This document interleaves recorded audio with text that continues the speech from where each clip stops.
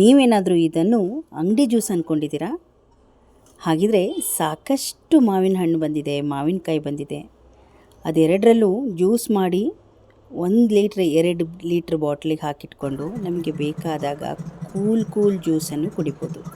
ಹೇಗಂತೀರಾ? ಇವತ್ತಿನ ವಿಡಿಯೋ ನೋಡ್ತಾ ಹೋಗಿ.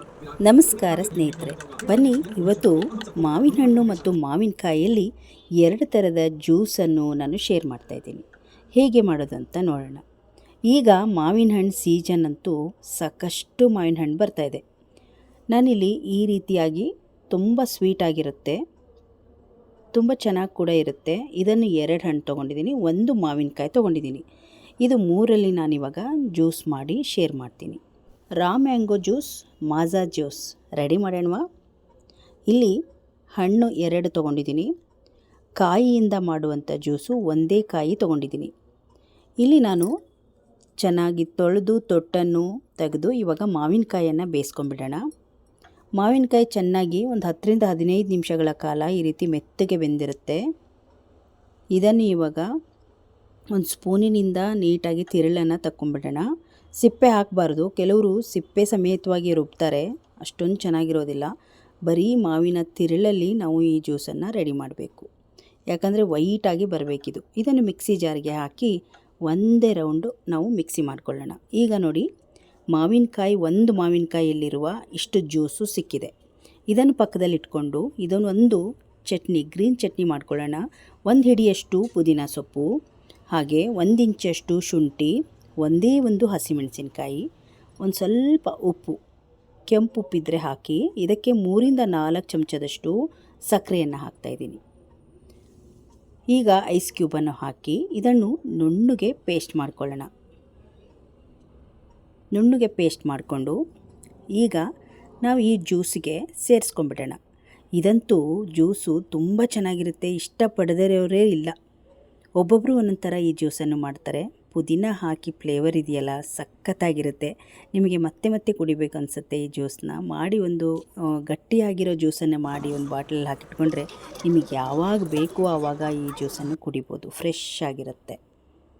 ಒಂದು 2ರಿಂದ 3 ಮಾವಿನಕಾಯಲ್ಲಿ ರೆಡಿ ಮಾಡಿ ಇಟ್ಕೊಬೋದು. ನಾನು 1 ಮಾವಿನಕಾಯಲ್ಲಿ ತೋರಿಸಿದ್ದೀನಿ. ನಾನಿಲ್ಲಿ ಒಂದು ಈ ಥರದೊಂದು ಗಾಜಿನ ಬಾಟ್ಲು ಅಥವಾ ಜ್ಯೂಸ್ ಬಾಟಲ್ ಏನಾದರೂ ಇತ್ತು ಅಂದರೆ ಇದರಲ್ಲಿ ಹಾಕಿ ನೀವು ಫ್ರಿಜ್ಜಲ್ಲಿ ಇಟ್ಕೊಳ್ಬೋದು. ತುಂಬ ಚೆನ್ನಾಗಿರುತ್ತೆ. ಈಗ ನೋಡಿ, ನಾನು ಒಂದು ಗ್ಲಾಸಿಗೆ ಹಾಕಿ ಇವಾಗ 1 ಗ್ಲಾಸ್ ಐಸ್ ಕ್ಯೂಬ್ ಹಾಕ್ಕೊಂಡು ಕುಡಿತಾ ಇದ್ದರೆ ಆಹಾ ಅನ್ನುವಷ್ಟು ರುಚಿ ಇರುತ್ತೆ. ಸ್ವಲ್ಪ ಐಸ್ ಕ್ಯೂಬನ್ನು ಹಾಕಿ ಇವಾಗ ಈ ರೀತಿ ಮಿಕ್ಸ್ ಮಾಡಿ ಕುಡಿದ್ರೆ ಮಸ್ತಾಗಿರುತ್ತೆ. ಬನ್ನಿ ಇವಾಗ ಮಾಜಾ ಜ್ಯೂಸನ್ನು ರೆಡಿ ಮಾಡೋಣ. ಇಲ್ಲಿ ನಾನು 2 ಹಣ್ಣನ್ನು ತೊಗೊಂಡಿದ್ದೀನಿ. ಇದನ್ನು ಇವಾಗ ಕಟ್ ಮಾಡ್ಕೊಂಬಿಡೋಣ.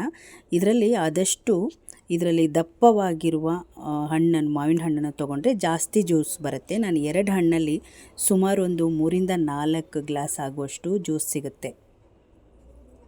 ನೋಡಿ, ಈ ರೀತಿ ಕಟ್ ಮಾಡಿಕೊಂಡು ಸ್ವಲ್ಪನೂ ವೇಸ್ಟ್ ಆಗೋದಿಲ್ಲ. ಈ ರೀತಿ ಕಟ್ ಮಾಡಿಕೊಂಡು ಸ್ಪೂನಿನಿಂದ ಈ ತಿರುಳನ್ನು ತಕ್ಕೊಂಬಿಡೋಣ. ನಾವು ಹಾಗೆ ಕೈಯಲ್ಲಿ ಕಿವುಚ್ಕೊಂಡ್ರೆ ಅಷ್ಟೊಂದು ನೀಟಾಗಿ ಸಿಗೋದಿಲ್ಲ. ನೋಡಿ, ಈ ರೀತಿ ಸ್ಪೂನಲ್ಲಿ ತೆಗೆದ್ರೆ ತಿರುಳೆಲ್ಲ ನೀಟಾಗಿ ಬಂದುಬಿಡುತ್ತೆ. ಈಗ ಸಿಪ್ಪೆಯನ್ನು ನಾವು ಬಿಸಾಕ್ಬೋದು.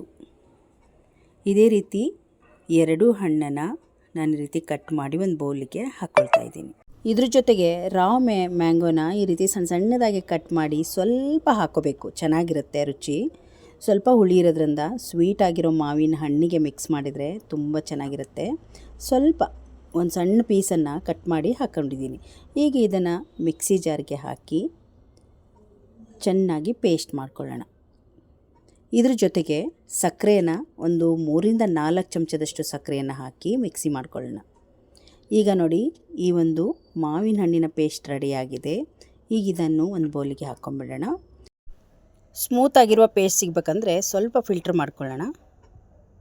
ನೋಡಿ, ಈ ರೀತಿಯಾಗಿ ಸ್ವಲ್ಪ ಏನಾದರೂ ಮಾವಿನಕಾಯಿ ಪೀಸ್ ಹಾಕಿರೋದ್ರಿಂದ ಸ್ವಲ್ಪ ಸಿಕ್ಬಿಡುತ್ತೆ ಬಾಯಿಗೆ ಅಂತ ನಾನು ಇದನ್ನು ಸ್ವಲ್ಪ ಫಿಲ್ಟ್ರ್ ಮಾಡ್ಕೊಳ್ತಾ ಇದ್ದೀನಿ.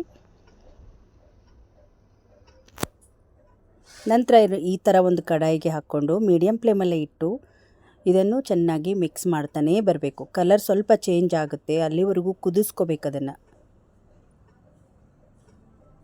ನೋಡಿ ಇವಾಗ ನಾವು ಮಾವಿನಕಾಯಿ ಪೀಸನ್ನು ಸಣ್ಣ ಸಣ್ಣದಾಗಿ ಒಂದು ಸ್ವಲ್ಪ ಮಾವಿನಕಾಯಿ ತೊಗೊಂಡು ಸಣ್ಣ ಸಣ್ಣದಾಗಿ ಕಟ್ ಮಾಡಿ ಹಾಕ್ತಾಯಿದ್ದೀನಿ.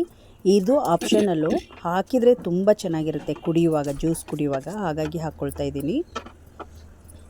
ಈಗ ನೋಡಿ ಇದು ಚೆನ್ನಾಗಿ ಕುದೀತಾ ಇದೆ, ಸ್ವಲ್ಪ ಕಲರ್ ಕೂಡ ಚೇಂಜ್ ಆಗಿದೆ. ಈಗ ಇದು ರೆಡಿ ಆಯಿತು. ನಾವು ಸಕ್ಕರೆ ಕೂಡ ಆವಾಗಲೇ ಹಾಕಿದ್ದೀವಿ. ಈಗ ಇದನ್ನು ಸ್ವಲ್ಪ ತಣ್ಣಗೆ ಮಾಡೋಕ್ಕೆ ಇಟ್ಬಿಡೋಣ.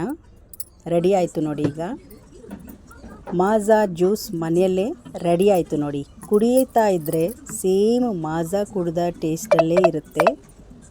ಸಾಮಾನ್ಯವಾಗಿ ನಾವು ಮಾವಿನ ಹಣ್ಣನ್ನು ಮಿಕ್ಸಿ ಜಾರಲ್ಲಿ ರುಬ್ಬಿ ಒಂದು ಜ್ಯೂಸ್ ಮಾಡಿಕೊಡೋದು ಮಕ್ಕಳಿಗೆ ಇಷ್ಟ ಆಗೋದಿಲ್ಲ. ಈ ರೀತಿ ಮಾಡಿಕೊಟ್ರೆ ಪ್ರತಿಯೊಬ್ಬರಿಗೂ ಇಷ್ಟ ಆಗುತ್ತೆ. ಈಗ ಇದಕ್ಕೆ ಸ್ವಲ್ಪ ತಣ್ಣಗಾದಮೇಲೆ ಐಸ್ ಕ್ಯೂಬನ್ನು ಹಾಕ್ತಾಯಿದ್ದೀನಿ. ಐಸ್ ಕ್ಯೂಬ್ ಹಾಕಿ ಸ್ವಲ್ಪ ಹೊತ್ತು ಹಾಗೆ ಇಟ್ಟು ನಂತರ ನೀವು ಈ ಜ್ಯೂಸನ್ನು ಒಂದು ಬಾಟ್ಲಿಗೆ ಹಾಕಿ ಎತ್ತಿಡ್ಬೋದು. ನೋಡಿ ಈಗ ತಣ್ಣಗಾಗಿದೆ. ಈಗ ಬಾಟ್ಲಿಗೆ ಹಾಕ್ಕೊಂಬಿಡೋಣ.